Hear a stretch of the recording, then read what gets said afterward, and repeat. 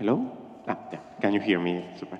So, thank you so much for coming this afternoon. We are very pleased to be here at St. James Piccadilly, and we are very thankful to the church itself and to the Royal College of Music for enabling us to play this concert, and also to the Royal College of Music, especially because they have provided us a very generous grant to start the project that we are going to present to you today.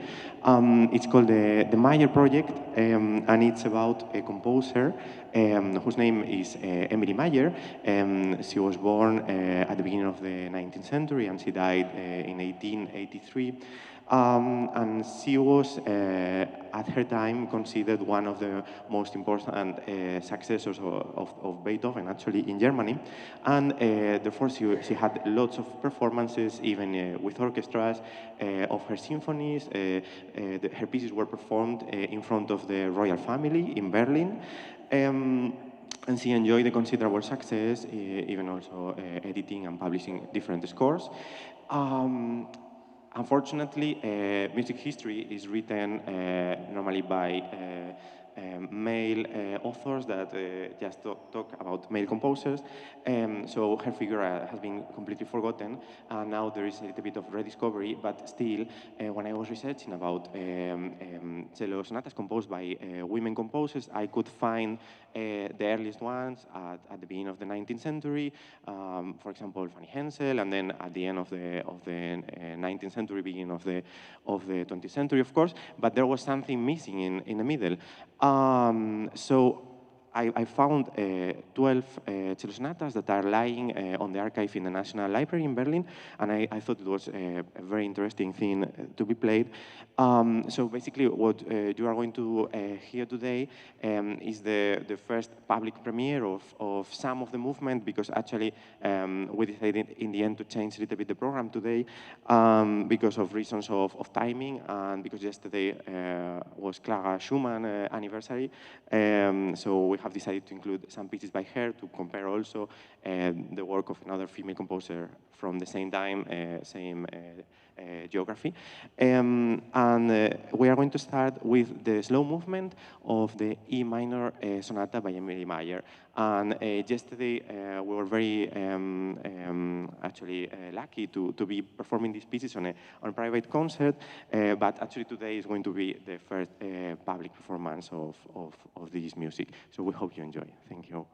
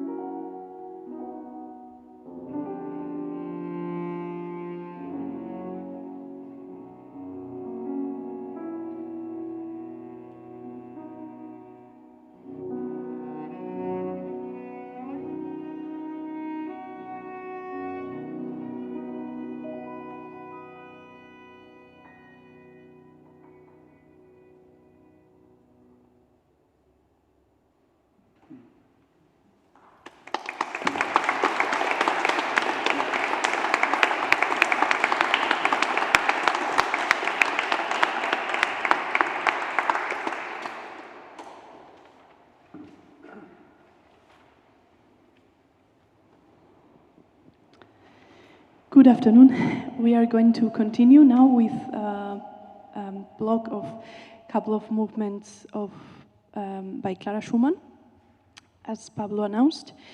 Of course, Clara Wieck Schumann doesn't need much of an introduction because she's one of the few names of female musicians that we remember from the 19th century. And this is quite typical that if we remember some female composer at all, it is because she had some kind of personal relation to a composer. So like it's in her case or in the case of Fanny Mendelssohn. But of course, this has an advantage and disadvantages in the sense that, of course, when we look at them together, many times we look more to the figure of the male composer and overlook the part of the female composer, as it is with the case of these siblings, but also of the couple of the Schumanns. And it is like this that her music is still very much less programmed. For example, her beautiful songs, which I think are really on the level of Robert's production, are not so much performed yet. Yes, so we are going to perform one of the Romanzen, Opus 22, which she dedicated to Joseph Joachim, which is a later work. Also, I will also perform some solo pieces by her, which are earlier, and actually they are more representative of the young Clara Wieck. They were composed in 1834, 36, so when she was around 15 years old, and that's in the moment in which she started the relationship with Robert, and the Romanze is clearly more in a style which is much more similar to the one of Robert after so many years being together, and which is dedicated to the famous violinist and friend of them, Joseph Joachim.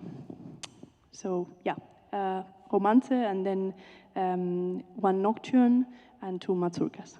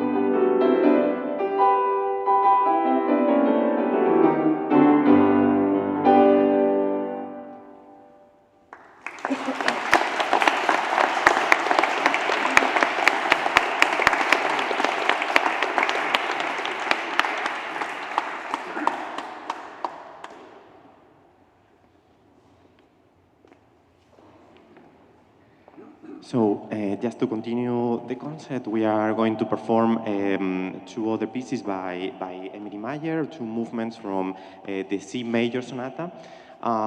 Actually, some historians say that the past is like a foreign country. So in the last decades, there has been a whole new series of specialities in history. There are historians that talk about mentalities, about, I don't know, the way the people laughed in the past is so different for today. The way people felt is so different from today. So actually, there are historians specialized in how musicians perform music in the past.